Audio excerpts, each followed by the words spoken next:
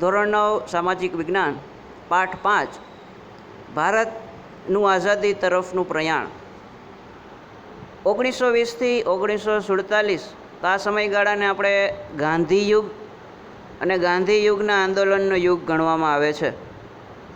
ભારતીય રાષ્ટ્રીય ચળવળ જે બીજા તબક્કાની અંદર બંધારણીય હકોની પ્રાપ્તિની જે લડતનો છે તેની સાથે સ્વાતંત્ર્ય પ્રાપ્તિની લડત પણ હતી.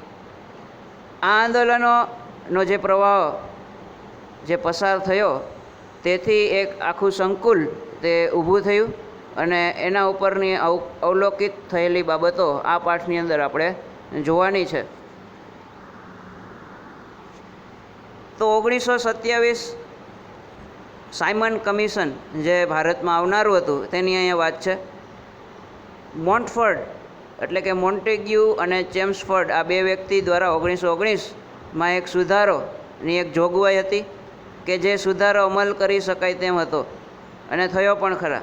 આ સુધારાની જરૂરિયાત અંગે અભ્યાસ કરવા માટે 10 વર્ષ બાદ એક કમિશન નીમવાની વાત હતી, પરંતુ 2 વર્ષ પહેલાં જ સાયમન કમિશનની નિમણૂક છે એ આપણે ત્યાં કરવામાં આવી અને તેના અધ્યક્ષ જ્હોન સાયમન.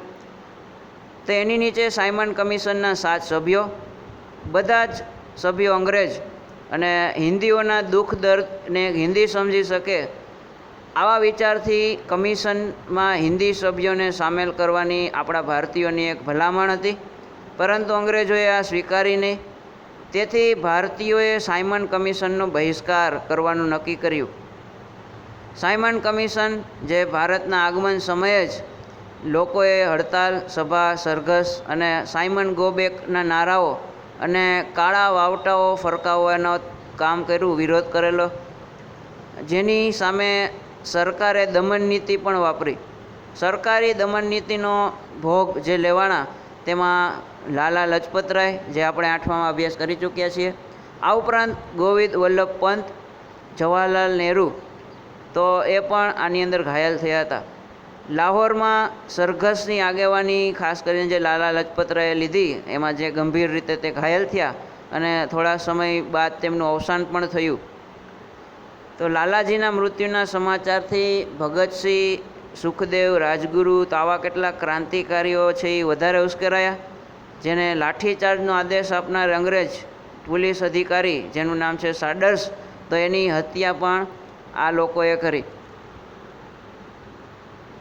ત્યારબાદ સમય જતાં નહેરુ કમિટી, તો અહીંયા સાયમન કમિશનનો જે બહિષ્કાર થયો તેના હિન્દી વઝીર હતા બર્કનહેડ, તો એને સાયમન કમિશનનો ખરડો રજૂ કરતાં એને જણાવેલું કે હિન્દના નેતાઓ બધા જ પક્ષોને અનુકૂળ બંધારણ ઘડી આપે તો બ્રિટિશ સરકાર તેનો વિચાર કરશે. તો આપણા માટે એક સારો ચાન્સ હતો તે વખતે, અને આ આહવાન પડકાર લીધું અને હિન્દી રાષ્ટ્રીય મહાસભાએ અને એમાં મોતીલાલ નહેરુ પોતે પ્રમુખ પદે એક નહેરુ કમિટીની રચના કરી એણે અને અહેવાલ આપ્યો અને તે આપણે નહેરુ અહેવાલ તરીકે ઓળખીએ છીએ. તો જેની અંદર સ્થાનિક અથવા તો સાંસ્થાનિક સ્વરાજ્ય એટલે કે ડોમિનિયન સ્ટેટ્સ, સ્વતંત્ર ન્યાયતંત્ર હોય, મૂળભૂત અધિકારો, પુખ્ત હોય મતાધિકાર, આવી ઘણી બધી બાબતોનો સમાવેશ છે આ અહેવાલની અંદર કરેલો, પરંતુ અંગ્રેજ સરકારે આ અહેવાલની ભલામણોને સ્વીકારી નહીં.